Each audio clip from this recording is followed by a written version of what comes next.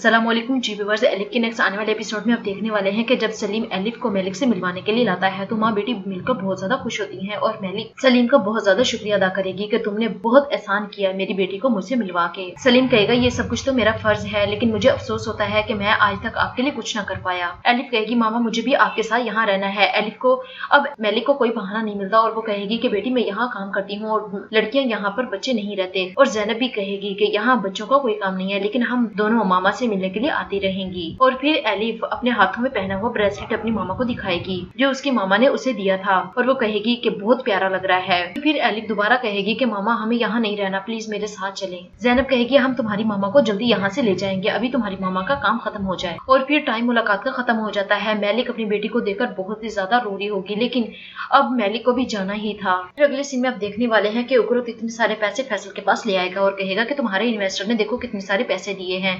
फैसल कहेगा तुम तो वाकई सच बोल रहे थे, ये तो बहुत ज्यादा पैसे हैं।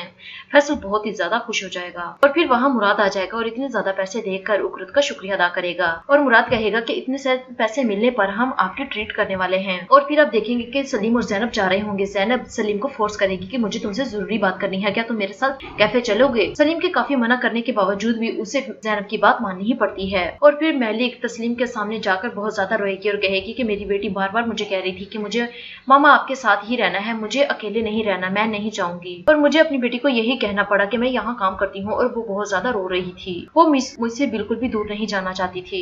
तस्लीम कहेगी बच्चे तो होते ही ऐसे हैं।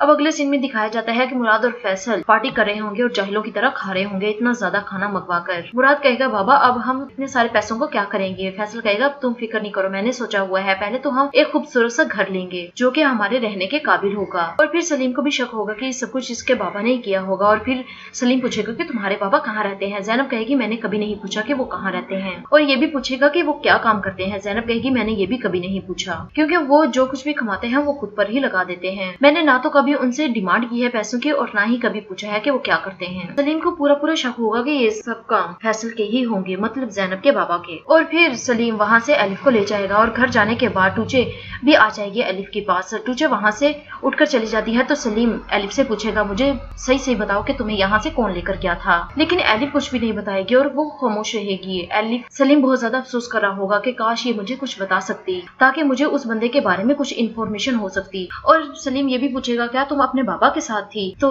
एलिफ फिर भी नहीं बोलेगी। अब उकरत ज्यादा सारे पैसे लेकर सईदा के पास पहुंच जाएगा और सईदा डर जाएगी, कहेगी कि तुमने इतने पैसे हासिल तो कर लिए हैं, लेकिन अगर एलिफ ने तुम्हारा नाम बता दिया तो फिर क्या होगा? उकरत कहेगा मैं इतना कच्चा नहीं हूँ, मैंने उसे अच्छी तरह समझा दिया है कि अगर तुमने मेरा नाम लिया तो मैं तुम्हारे साथ बहुत बुरा पेश आऊंगा, मैं तुम्हें एक कमरे में बंद करने से भी ज्यादा सजा दूंगा। और इसलिए उकरत अपनी तरफ से ज्यादा सेटिस्फाइड होगा।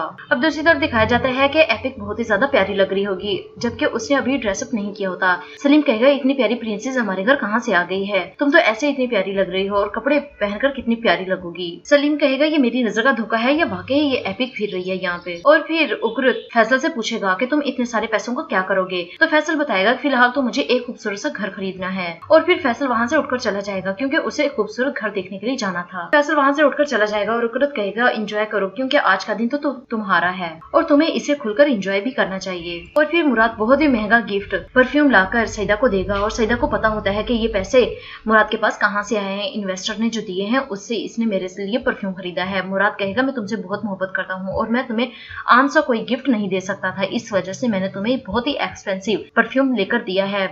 सईदा भी कहेगी कि मैं भी तुमसे बहुत ज्यादा प्यार करती हूँ। जी व्यूअर्स, ये थी आज की मेरी वीडियो। उम्मीद है कि आपको पसंद आएगी। मेरे चैनल को सब्सक्राइब करें, लाइक करें ताकि आने वाली न्यू वीडियोस आप तक पहुंचती रहे। शुक्रिया, अल्लाह हाफिज।